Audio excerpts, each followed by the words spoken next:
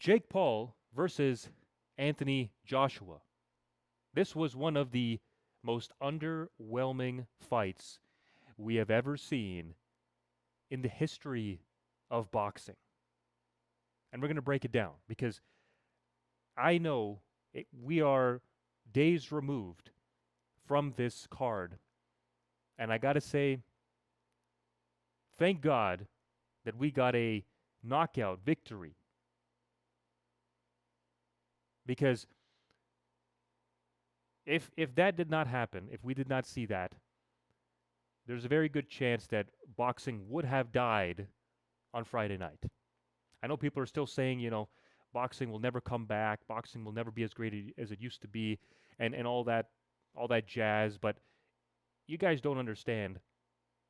If you are a hardcore fan, you've been watching the sport for 15, 20 years, you know that when a guy whose resume, whose experience, whose skill set is being a social media content creator, being an influencer, when that guy steps in the ring with someone who is a former world heavyweight champion, who's had 25 knockout victories, 25, and he's won 28 in total. 25 out of 28 have been by knockout. The magnitude of this fight, what people were expecting and hoping, did happen. Even though we're going to break down the way that it happened, we're thankful that this fight ended the way it did. And quite frankly, a lot of people are excited about the fact that, Jake Paul got his bell rung, and this might be the end for his boxing career. I'm not sure if it's going to be the end. I know he was talking about this in the post, I guess the post-fight interview with Ariel Helwani, and he did say that he's got to take some time off. He's got to take some time off to recuperate, and he's got a broken jaw in two separate parts,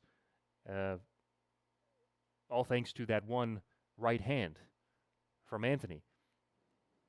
Now, I got to say, when I was watching the card itself from beginning to end, I didn't check out the prelims, but I did check out the main card. I enjoyed the fights. I enjoyed watching the fights. And I thoroughly also loved seeing Anderson Silva back in the ring. He was one of the guys I used to watch, decades ago, and loved his fights, loved his energy that he brought to the ring. And you can also tell as a man, as a human being, he's one of those people that you look up to. I mean, if you're a young person and you hope to aspire to be somebody when you're 50 years old, you look up to a guy like Anderson. You look at him and you say, well, physically, I'd love to be that way, but also as a human being, mentally, emotionally, I'd like to emulate his persona, who he is. And I think that's what makes him very likable as well. But he performed very well, and I know he did mention that he's training to become a police officer, which is, I mean, imagine if you are on the road and you decide to make a wrong turn, or you decide to speed just a little bit, and then right behind you, you have the lights that go on, and Anderson Silva is the guy that's pulling you over. I mean, talk about a moment in time, a moment that you will never forget. Well, congratulations to him on pursuing that career, and I'm sure we'll see him back in the ring as well. Now, getting to the main event here, you see, I know that hardcore boxing fans do not necessarily like to hear this because this is not what the sport itself used to be about. Just like, when you speak to MMA fans who are fans of the UFC, saying what I'm about to say is not something that is very popular. But it's got to be stated because right now it's apparent to us what is happening. Jake Paul, first and foremost, he is a showman, and second, he is a athlete. Remember that. He is a first showman and then he is an athlete. And from the get-go, we looked at this fight and we said, this is a clear mismatch. And this is where the conversation started coming about that, you know what? This has to be fixed. This has to be a fixed fight. There's no way that you have this much of a mismatch and not have some sort of fix in to make this fight go longer than the first round, because the prediction was whether it's the first, maybe the second, but the first round he's going to knock him out silly, break his jaw, and send him packing. That's what people were saying Anthony would do to Jake Paul. We didn't see that. Now, before I get into the fight itself, I want to talk about the entrance here. You see, again, you guys may not like this, but because Jake Paul, he's a showman first, he knows what is going to bring eyeballs to the sport. Okay? I want you to think this in terms of a movie, in terms of a film that you're watching. You have the good guy, you have the bad guy, right? People pay to see the bad guy get destroyed. You know, the evil empire get destroyed. Or the loudmouth kid who's privileged, who's been spoon-fed his entire life, get what's coming to him. This is what people pay for. Jake Paul knows his role very well. He came out in the red and yellow Hulkamania attire. Okay? A lot of people said that he cursed himself when he came out wearing that attire. And again, Hulk Hogan, he's passed away, and we're not going to sit here and speak, ill of the dead. However, we know that Hulk Hogan, I should say Terry Bollea, the guy that played the character Hulk Hogan, doesn't necessarily have the greatest history, doesn't really have the greatest track record. So people were saying that, he cursed himself, bringing that to the ring, and, all that jazz, and he was getting booed, just viscerally, he was getting booed. I mean, if there was anybody on the card that was getting booed, it was Jake Paul.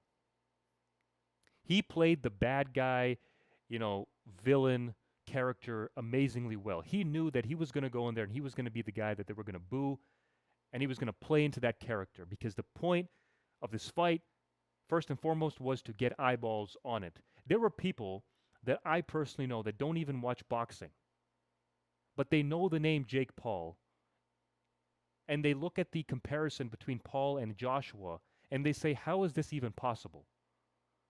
And they listen to Jake Paul in these promo videos talking about, whatever, I picked Anthony because why not? I mean, that kind of arrogance, that kind of ignorance it's bound to get attention by people, and a lot of times it's bound to get people being sort of upset, angry, like, who does this guy think he is?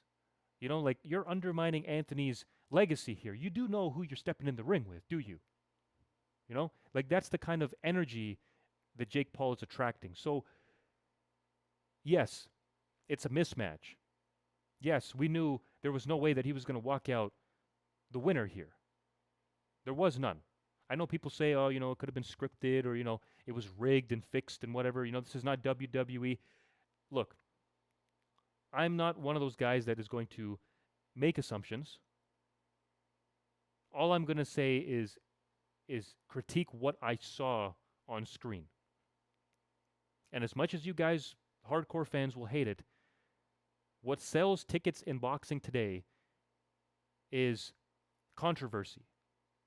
There has to be some kind of hate, some kind of story around the fight that makes people want to tune in and watch. And Jake Paul knew his role. He was going to get booed.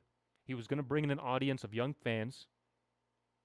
And quite frankly, you might sit here and say that, well, boxing died on Friday night. Boxing will never come back and be what it used to be. But the truth is, you look at the numbers, you look at the viewership, the ratings, how many millions of people watch this on Netflix. I mean, the amount of money they paid these guys to fight. This was a big money fight for the sole purpose of it's going to get eyeballs on the sport. And it might get eyeballs from, it might get engagement from people who do not regularly watch boxing.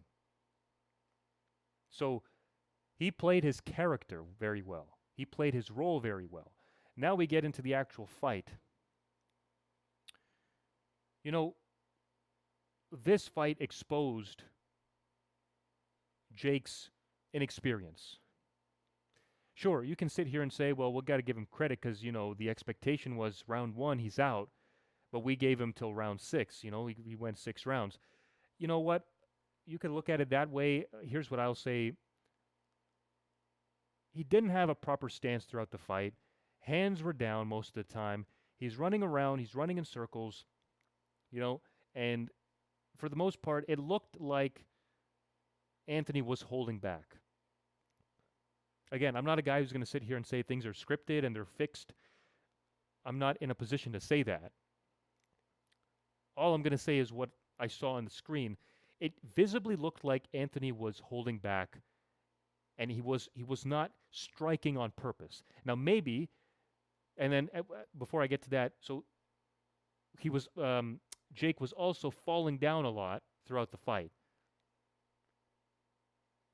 He's going in for the hug, he's grappling, and ref has to separate them. Kept going on over and over again. Again, that people booed to that because that kills the momentum. That kills the momentum of the fight. And quite frankly, it just, it gasses out Jake Paul more, actually, when you think about it, because he's running around and he's falling down. So it actually takes out more energy from Paul than it does Anthony. But I have a feeling they wanted to extend this fight because the story going into this fight was he's going to get knocked out in 1 round. Like this is over for this guy. And it's almost like what they were doing. Again, maybe this was part of the plan. Maybe Anthony did this on purpose, and maybe because Jake was avoiding him throughout this fight, it ended up going how it went. Maybe there was a mixture of different things that played into it, but they clearly wanted to make you think that Jake had a chance, right? Like you could hear in the air the excitement go down as soon as the first round was over, because they were like, this guy's still standing, and he hadn't broken a sweat yet. Jake Paul, that is. You know what I'm saying? Like how is that possible?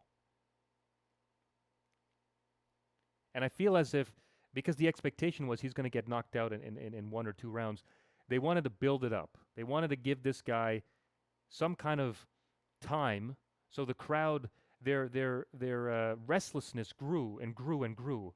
And when the knockout happened, it was like this relief. So again, they were playing into those emotions, and they didn't want to just kind of, have the knockout happen right away. They wanted to build up to it. So again, maybe that's a part on Anthony. He wanted to do that on purpose. Maybe it also was combined with Jake Paul running around a lot. And then we got to round 6. But we clearly saw by round 5, he wasn't playing games anymore. That's when we saw a lot of the striking happen. And we noticed that, as I said, up until that round before then, the fight was exposing Jake's inexperience. And it showed us that, quite frankly, there was an element of, could this be fixed because they're taking so long? Like, how is it taking Anthony this long, right? So again, it's not. I mean, if someone thinks that way, I mean, there's no. We can't sit here and say that, you're completely wrong or entirely wrong, because based off of what we saw and what was expected and what we've seen in the past with Anthony, you kind of sit there and think like, is there something going on here? Now, as I said, Jake Paul, he's doing this for attention. He wants the biggest name possible, and even though he lost to AJ, I mean, it gives him the attention that he's looking for, and he knows how to make a fight bigger no matter what. You gotta understand this, right? His brother Logan Paul is a WWE superstar. Okay, these guys are content creators. They know what generates heat. They know what generates eyeballs. They know how to sports entertain you before they, do what it is they have to do in the ring.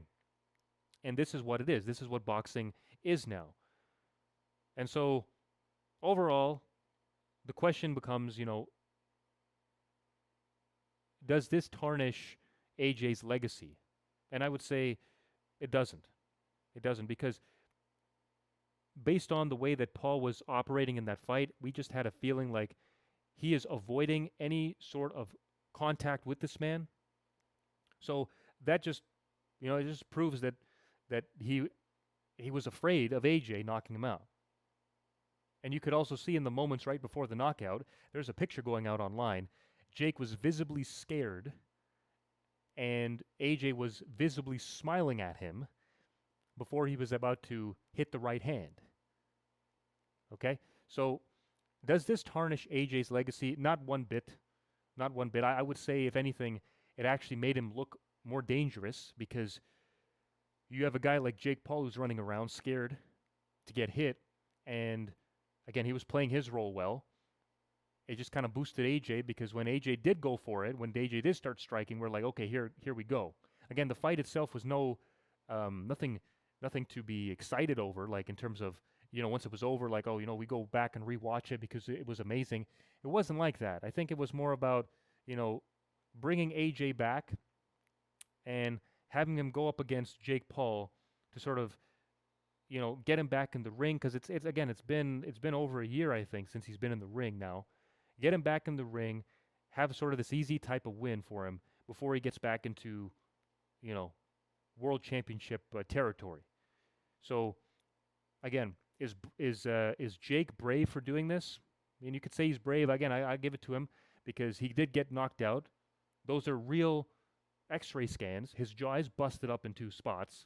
So, respect for him for taking the fight and taking the punch. The way they went about it, you may dislike it, but I'm just explaining to you behind the scenes what they probably were thinking, so that they could get the fans feeling a certain way about it, right? They can get the fans to emotionally respond in a certain way. And that's what happened. So you guys let me know. I know Friday night, is many days removed, and the fight is, people are still talking about it, because they love to see anybody with the last name Paul get their bell rung. So, again, if you guys have any opinions on this fight, if you guys have any opinions on the future of boxing itself, feel free to state your comments in the comment section below. I'd be happy to read them over, take a look at them, engage, and see, when there's more fights like this happening, I'd be happy to cover them, speak about them, and see, what kind of engagement we can get, because, this is bringing eyeballs to the sport, and that's their whole mission. That's their whole mission, getting people to watch that haven't previously already been boxing fans.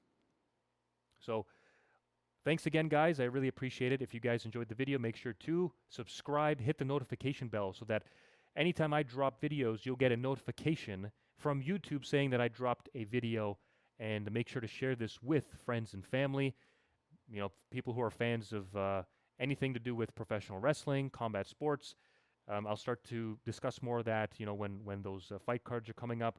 Trying to make a mixture of everything here related to fighting, to professional wrestling, to combat sports. So I appreciate your support. Thank you for that, and I'll see you guys in the next video. Take care.